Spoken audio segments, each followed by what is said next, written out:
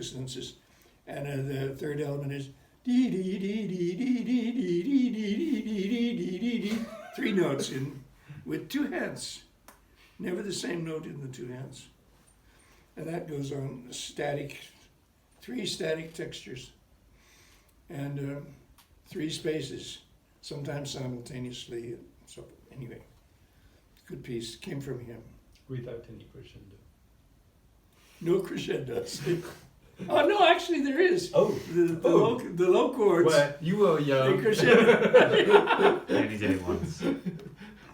Because the low chords are dissonant, and there's one point where they have the crescendo because then the dee dee dee dee, but you don't want to hear this at first. So they're masked by the resonance of the low chords. It's a special kind of crescendo. But I like what he said. This is your chord. Wow. That's interesting. Well, Or your music. sounds a bit like a. I think you said your music, Okay. because he could hear that it wasn't. At least I wasn't imitating anything, Yeah. and didn't sound like tonal or atonal or anything particular. And I hadn't thought about what there's a sequence, but he said also, I think you got these in the right order, because he tried them in different orders. That was something I didn't think about. Which order should I? So he was a good teacher. Well, that day, that was a very important day in my life. But every time we talked about, so he didn't. Actually, I don't think he had ever thought about the all-interval tetrachord or a lot of things that Alan Ford had told us about at Yale, and 12-tone theory and everything. But one day, he said something that no Yale professor ever said. He said, Kierkegaard wrote an essay called On Repetition. Why don't you read that? Mm-hmm. It's interesting. He didn't know Schenker or all interval tetrachords, or had never analyzed Babbitt, never did the conservatory. Feldman? He didn't know about Alan But Ford. he studied with Stefan Wolfgang, Mm-hmm.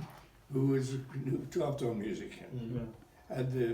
So he got a good education from Wolfgang, but he never. But he knew Carter's music. But he hadn't done the conservatory stuff that I had done. But he had read Kierkegaard. Not an important essay in Kierkegaard, but he was intellectually curious and he was reading Pasternak at that time too. And that was interesting because I'd heard that Pasternak had gotten the Nobel and everything, but he was the only person I knew who actually was reading it. And so he had interesting input from a non-university kind of point of view.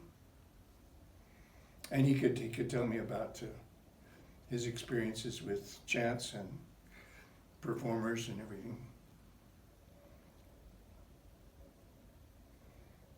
At that time, he wasn't seeing Cage very much, but before and after, he often saw Cage, and they had the list of the interviews that the dialogues between Cage and Feldman on WBAI made a wonderful book.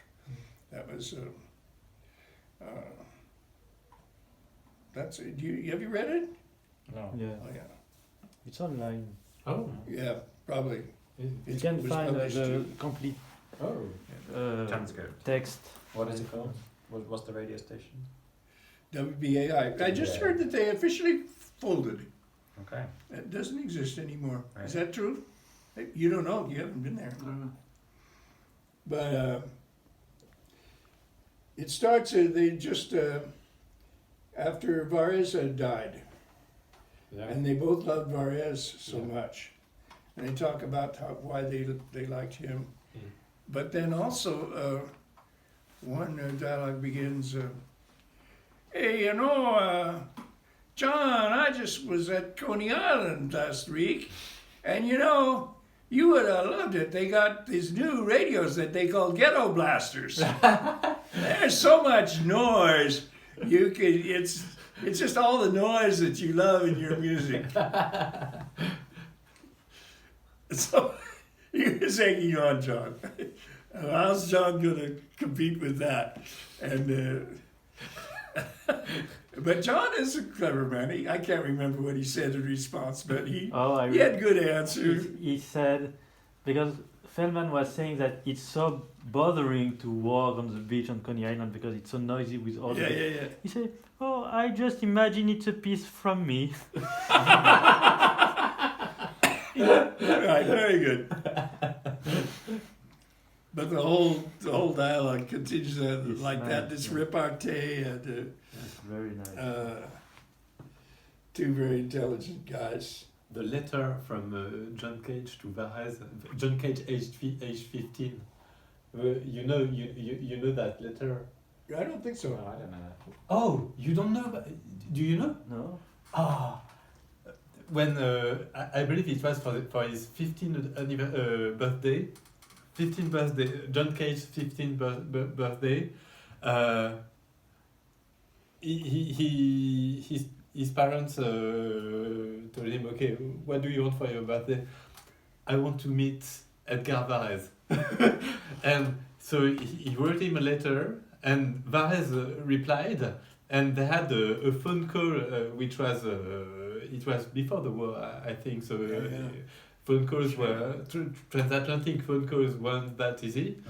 And when Varese did come to the US, Cage met with him, but he was like 18 or 17.